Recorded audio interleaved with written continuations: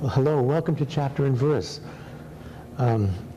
This is part 3 of a discussion with Stephen Ahlquist and Don Anderson. Don is with the Rhode Island State Council of Churches, and Stephen is our friend and perhaps the foremost humanist in the state of Rhode Island at this time. In the Morning Mail, we've got a couple of books. One, two books which are of interest to me today. In the Morning Mail is The Essential Guide to Healing, Equipping All Christians to Pray for the Sick. And Healing Unplugged, Conversations and Insights from two veteran healing leaders, Bill Johnson and Randy Clark. Now, Bill Johnson and Randy Clark did both books for Baker, Chosen Books, which is a division of Baker Publishing House. I think these books are of some interest, but their value to me is not what I had hoped for. They talk about healing, but they don't demonstrate a way for us to correlate the numbers which they claim. Now, I'm not saying that the numbers that they claim aren't there. It's just that, for me, I would like to see more scientific support. Hi, guys. Hi. Hey. It's so great to have you guys back. Thank you. I was listening to a discussion the other day about maybe the world's most famous atheist at this time, a fellow by the name of Richard Dawkins. Mm-hmm. And he said, I think, something like, there is no such thing as right or wrong. We're only dancing to our DNA. Now, Steve, I don't want to stick you with his quotes. Yeah, that's fine. I would rather not defend his words if I didn't have to. But that's kind of an interesting, can you see how interesting that might be? Bertrand Russell, one of the world's most famous atheists, had something to say about World War II. He was against World War II. And when people asked him why he was against the Hitler part of World War II, he said he couldn't really say why, but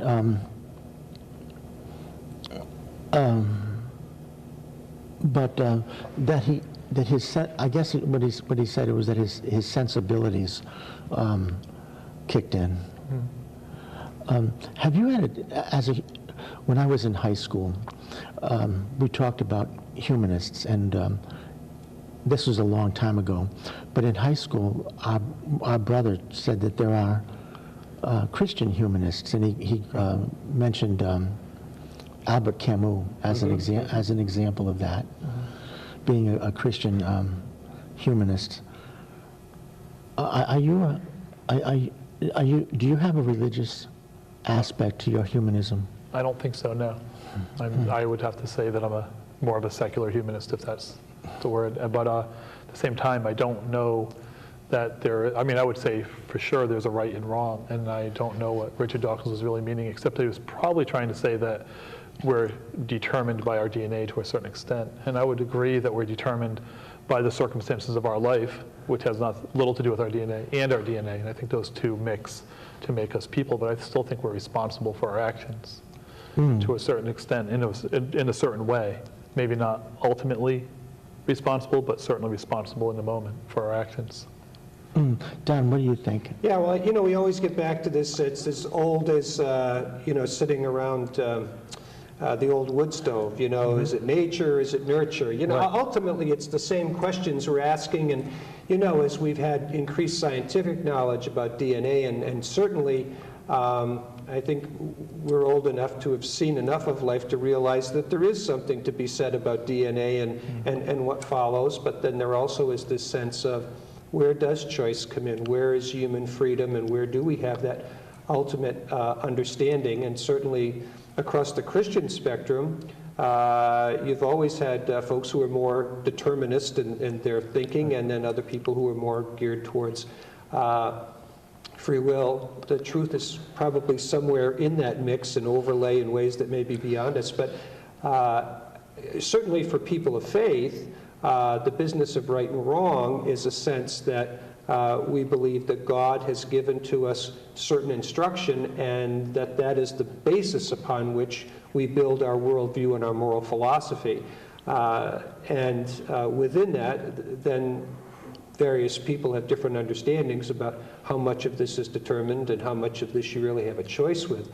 But ultimately, I think that we all have to realize that we have to be responsible for our own actions. And I think when we totally leave that behind, then we cease to be human. In the book of Genesis and the creation narrative, when it talks about the creation of humankind, it talks about humankind being made in God's image. And I think part of that, theologians have written volume upon volume upon volume of what it means to be made in God's image, but certainly part of that means that we have some capacity of choice. And that's a big part of what's there. And I think God calls us to make good choices. That makes sense to me. Mm-hmm. I think it's also important, though, to realize that somebody like Bertrand Russell and Richard Dawkins, I don't think anybody's going to say they're particularly immoral people. No. I don't think you could look at them and say they live lives of shame or they're terrible people or they do wrong. I mean, I don't know for sure, but from everything I know about them, they are perfectly decent individuals. And so their opinions about religion or other things notwithstanding, they do know there's a right and wrong because they live their lives in accordance with that.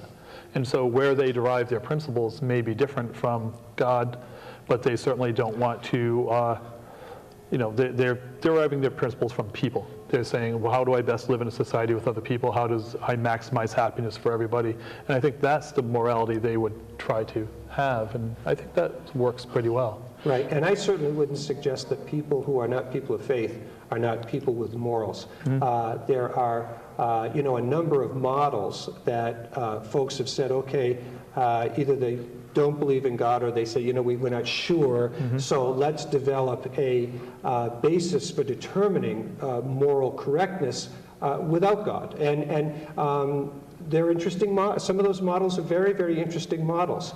And but I think that sometimes those of us who are people of faith, if we don't explicitly state it, we certainly suggest that people who aren't people of faith can't be people with moral standing. And I think that would be that's a horrible thing for us to suggest. Right, and I hear people come at it from a different way. Yeah. And that's why I said we begin understanding a sense of revelation to a creator. So we have a different beginning point. But I think it's interesting that sometimes people who are folks who are atheists still come at things, may start at a different point, but still can come to some of the same conclusions. For example, concern for the poor. Certainly back in the 60s and civil rights movement, there were people who weren't necessarily people of faith, but who clearly saw the right and wrong about civil rights. So I certainly would never want to be understood as suggesting that people who don't have a faith base are not concerned about morals and don't have a sense of morality. I wouldn't mean to suggest that either. Especially we're getting to know Stephen now, and we're kind of happy about our friendship, and we're kind of proud of what you do. You have a charitable aspect to what you do too, don't you? Well, my group, sure, we do a lot of work. In fact, I'm doing Habitat for Humanity on Saturday, which we do every month. Wow. We just had a very successful blood drive just before July 4th. We do highway cleanup in Cranston. We do as much work as we can. We're planning some food bank work sometime in the future, and we're always looking for ways to get out there and do things. In fact, that's what our group is mostly about, the political side of it, where we kind of raise people's ire for, like, talking about a cross or something. That's a small part of what we do. In fact, that might have occupied a sum total like a day of my time. Yeah. The other stuff we do, 16 to 20 times a year, we're out volunteering and doing things as a group, and we do quite a bit of work. I guess those of us who know you are proud of you. We try to do the right thing, that's for sure. I'm getting older now, and some of the thoughts that fly into my mind fly out of my mind almost as quickly. There was an interesting discussion on C-SPAN with Alain de Botton. He's an atheist. Yep. But he seems to be very much into, very much concerned about the sense of community. Yes. Among people. Right. And I read his book. What do you think about it? Well, I liked his book quite a bit, although I think a lot of what he revealed as being rather new in his thinking was something that a lot of people have been thinking about for quite some time. And I think what he's trying to say, if I can just put it in just a very small place, is that he's concerned that as people move away from organized churches and have beliefs more in line with like what I have, that they leave behind things that church communities bring that are positive.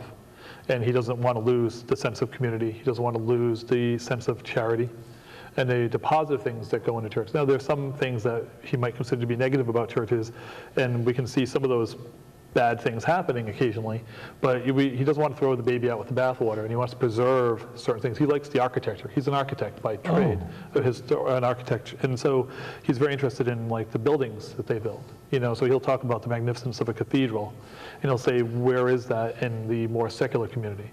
You know, I mean, we build ballparks and we build business towers and stuff, but is there a beauty there? Is there a grandeur? Are we building something to a higher, loftier ideal? And so that's what he's looking for, and there's a lot there I agree with, but as I said, I don't think he's as revolutionary as he wanted to be, but he's interesting. It was an interesting book, very interesting. There's a lot that's happening in the humanist or atheist community, the secular humanist community. There's a lot of give and take. For example, Richard Dawkins may not be pleased with Alain de Botton. I think that's possibly true. There, in fact, if you look at the current humanist atheist landscape, there are people they call accommodationists, people who are not afraid to reach out to churches and work with, and they call them accommodationists, which is like pretty mean term. I mean, that's something you might find like they're talking like they're French, you know, working with the Nazis or something in occupation France. This is silly. But on the other side, there are people, I forget what they call them, but they're like more dogmatic and more militant. And you know, and Dawkins would definitely fall into that idea. My feeling is that in all movements of this kind, you're going to find a wide range of views and a wide range of strategies. And people are just basically going to pick up and throw whatever they can out, and whatever seems to work, that's going to be. I'm much more of a person who wants to talk to people and communicate ideas and demonstrate positive values than I am to be someone to tear down things. I think there's certainly times for critiques. And I'm not a stranger to critiquing an opinion I think is wrong, or an idea that I think is wrong or counterproductive, but I think I can still do it somewhat respectfully and politely, and yet still have an edge to it. Now, you know, don't have to give an inch in your opinion, but you can still give your opinion nicely. Yes. My feeling. And I think, you know, actually, Ray, what you're kind of modeling in this conversation, often when I hear people in the Christian tradition, which obviously is where I spend a lot of time, when they talk about community, they're talking about community within the Christian body. And although I believe in that with my whole heart and understand the value of that and believe the scriptures speak to that, there is this broader sense of community where there are people from other faith traditions. There are people who don't share a particular faith tradition, who, you know, may be an atheist or agnostic, but we still are here together. And you know, I think about probably the greatest tragedy in my lifetime, having been a lifelong Rhode Islander, is when the station fire came, and you know. It was, I mean, it was horror beyond anyone's imagination. In fact, I think even as we think back, it's hard to comprehend the horror of that night and the pain that goes on to this day. But the thing that came out of that, at least in the immediate aftermath, was people from every philosophical stripe came together and you know, worked together to help the victims and the family of the victims and those kinds of things. And there was this broader sense of community. And I wish and would hope for, and let's just talk about our state of Rhode Island, you know, that the million of us or so that live here could understand that broad sense of community and have these conversations, say, hey, look, you know, look, I'm a Baptist minister. There are certain things I really, really believe in, and I'm not about to back off on those things, but that doesn't mean we can't have a civil conversation and learn from one another and share with one another and at least understand, say, okay, we may disagree with this, but where is there common ground? And that, I think, is really the point, is to understand where each other's coming from, not to find some, lowest common denominator that probably doesn't exist anyway, but to be who we are authentically, but say where is there common ground and where can the state of Rhode Island be a better place because we're together in that common ground. Yes. Did you ever receive the computer report that I sent out about, it was a report saying that atheists in this report were more generous than people of faith. Yeah, I'm always suspicious of those kind of things anyway, because there's also, there's all sorts of cultural things that go on when you have, for instance, a lot of people can give in churches. So when they say, okay, there's a standard system for giving in a church. So when you look at sum total of money given, that'll mean people of faith will give more. But when you look at like laboratory tests, and they try to analyze people, how generous are you and stuff, they'll come up with different ideas. But I think the differences vanish because I could find two studies. One shows that people of faith are more generous, and one shows that atheists are more generous. And I would like to see much more evidence. I think people are generally generous. Yes. And I think if you give them an environment in which they can feel free to give, they will give, because if they're not afraid and they have plenty, they want to share. It's just when you're afraid and don't have a lot, or the world seems like it's encroaching in on you, like, well, Yeah. save, Yes. only give to my family, don't give out, But Yes. if you can make a better world, everybody would be more generous. I just tend to believe that. Interesting. We can't go any further without saying that those of us who are watching us today are missing Sandra. Sandra isn't with us today because, she's not with us on camera today because she's babysitting her grandchildren. So she misses you all, and I'm sure that there are lots of people there who out in TV land who miss Sandra as well. We hope to have her back in a couple of weeks. I noticed there was another combination book and DVD which arrived, and it's a wonderful series of lectures from Professor Stephen Meyer, M-E-Y-E-R, about is the Bible reliable? He talks about one compact disc, he talks about the Old Testament, and another compact disc, he talks about the New Testament. And it's really worth your while. It's a Focus on the Family project. So if you go on the computer and look at Focus on the Family and ask them about the true you, T-R-U-E, you, meaning True University, True You project called Is the Bible Reliable? I think you'll be pleased with the outcome of their labors. Last night I went to dinner with a former state legislator, Bill McKenna, and his former campaign manager, Bobby Burns. And they were talking about morality. And Bobby had just come from a discussion with an attorney who was saying that in society and in law, there is no morality. Law is law and morality is religion, and there is no intersection.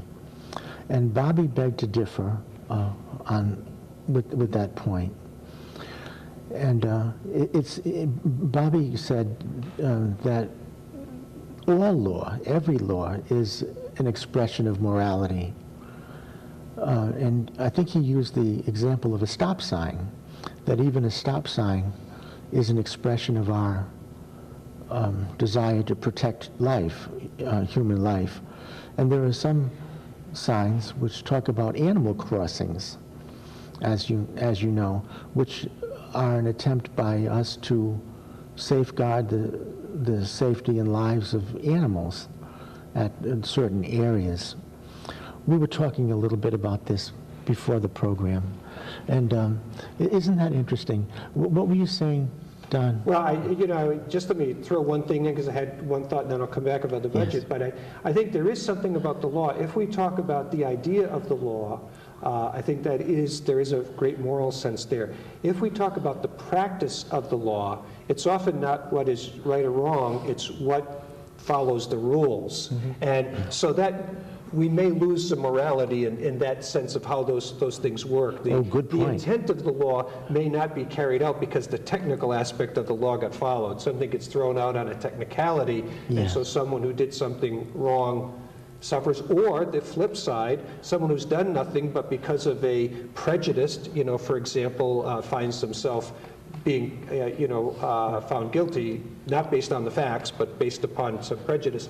But we were talking about this earlier, and I said, in terms of the state, the greatest moral document that the state of Rhode Island produces every year is its annual budget. Because that budget, we can say as much as we want to, we care about this, we care about that, but if we allocate no funds or negligible funds towards that, how much do we really care about that? Whether it's environmental, how much do we care about Narragansett Bay? How much do we care about the broader sense of the environment about us? Or we say we care about children, or we care about education. Where do we put our priorities? Look at the amount of money that we put into the prison system. That amount of money has gone up excrementally. I don't know how much time you spent at the prison. I don't spend a lot of time there, but I am in the prison some. And, you do have to, scratch your head, because the persons of color who find themselves incarcerated, as opposed to people that look like us, is really disproportionate. And a lot of that is an economic piece. And this is where maybe morality or justice doesn't get reflected. Because if you have the means to hire a really, really good lawyer, you may be able to get away with a suspended sentence or not spend any jail time, where if you find yourself in a poor circumstance, you may not be able to afford a lawyer, or you get a public defender who may be a good lawyer, but they've got 500 cases. Right. They aren't able to give you an adequate defense. Such a good point. Well, I think we can look at the death penalty in this country and think, is law really immoral? As long as we have a death penalty, and especially a death penalty that seems to victim, it's definitely the way it's imposed in America, seems that it's racially biased. I don't think anybody can argue with the statistics are just there. Most people who are on death row are African American, and most people we execute are African Americans. They're not, and so it's a racist institution that's going on now, and I can't really say the law is moral in that sense as long as we are doing that. On the other hand, I think to say that there's no morality in law, that they're two separate, I don't think that's the case. I think what a law is our attempt to enshrine morality in a system of rules that we can follow and get to something real. I would have to think that's our best attempt at it. And when it works, that's great. But when it doesn't work, then it's morally imperative that we do something to change that. Some people have said that there's a disproportionate amount of people of color in the prisons, but some people have also said that there is a disproportionate amount of crimes committed in the ghettos. What do you think about that? Well, I'll tell you, I served the First Baptist Church of East Greenwich for 7 years, and fortunately my congregation was a congregation that really wanted their pastor engaged in the community, and the East Greenwich community was very happy to have clergy engaged in the community, so it was a great place to be. And I served on and then chaired the Juvenile Hearing Board. And the most of our cities and towns have these, and it's an attempt for minor situations to be dealt with in a community way. The records are kept just at the police department. When someone turns 18, those records go away. And, you know, you have 2 bites at the apple, and then if you still get in trouble, you go into the system. But the idea is to try to have parents in the community work together to keep a youngster out of the system, because once you get into that system, it's very difficult. And even, you know, in a community like East Greenwich that has a fair amount of affluence, there are some people who are poor there, but what you would see is some of the more affluent families were able to hire a very expensive lawyer, I mean like brand name type lawyers, to make sure that their youngster didn't even go to the juvenile hearing board, but, you know, got their thing expunged or whatever, and we would look at a report and it would say, you know, we'd see the names of 5 youngsters that were picked up for, you know, drinking, underage drinking, whatever, and we would only see 3 of them. We'd say, where's the other 2? After a while, I stopped asking the question. I just said, they got so-and-so is there, yeah, and the police department would tell us that.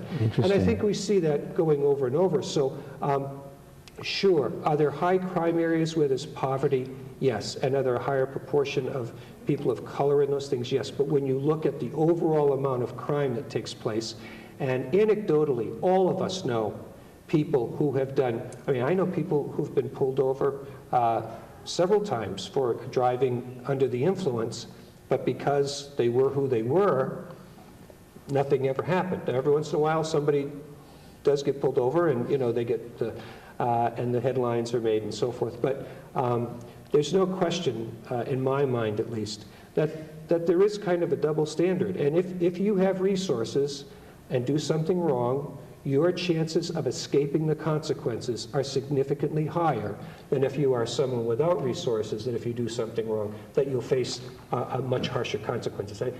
I think that's almost irrefutable. I just don't know how you refute that. Poverty is a driver for crime. I mean, it's poverty. The problem isn't crime per se. The problem is poverty leads to crime. If we can do something to alleviate poverty we could do a lot to alleviate crime.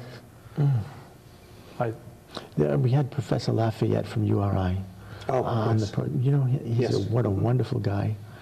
And he was talking about the importance in a number of delinquency indices following fatherlessness. Isn't that something? Have you had a chance to think about the problem of fatherlessness in our country? And if you have, would you share your thoughts? I think it's also related, though. I think it's one of those related issues to poverty as well. You know, there's an awful lot of, I think when people really analyze what grinding poverty is like, and the way that just wears down a person and even wears down their ability to make moral decisions, I think that's, I think they'll start to understand. I think many people choose not to understand what that's about. Yeah, I would just suggest as well that, you know, we're a society that likes the 30-second soundbite. Poverty is, you know, I couldn't agree with Steve more on this. I mean, it is such a multi-layered issue, and we have to come at it from so many ways. There is no simplistic solution. Poverty is the evil, and one of the results of that is children who do not have a committed father. I mean, that comes out of that system. And that's not to give those young men a pass, but we need to understand why that happens. And it's not a simple solution. And as much as we might like to believe just telling people don't have sex and stop having sex, you know, I mean, it's unrealistic. That's not going to happen. Right. We have to work at it in a much more nuanced way. And there are no simple answers to this. This is a place where personally I get a little bit tough on the faith community, because I think sometimes we've been too easily said, it's just a simple thing, don't have sex and that'll be it. I mean, it's more complicated than that. Right. We just got word that we only have 1 minute left for this program. Do you have any closing thoughts? I don't know. Yeah, I would just say, I think with the conversation we're having here, if this kind of thoughtful conversation could be had by folks around our state, we'd have a whole different situation, and we would be on our way to addressing some of those problems we've been talking about. Thank you, John. Thank you, Steve. Sure. Tune in again, same time, same place, next week.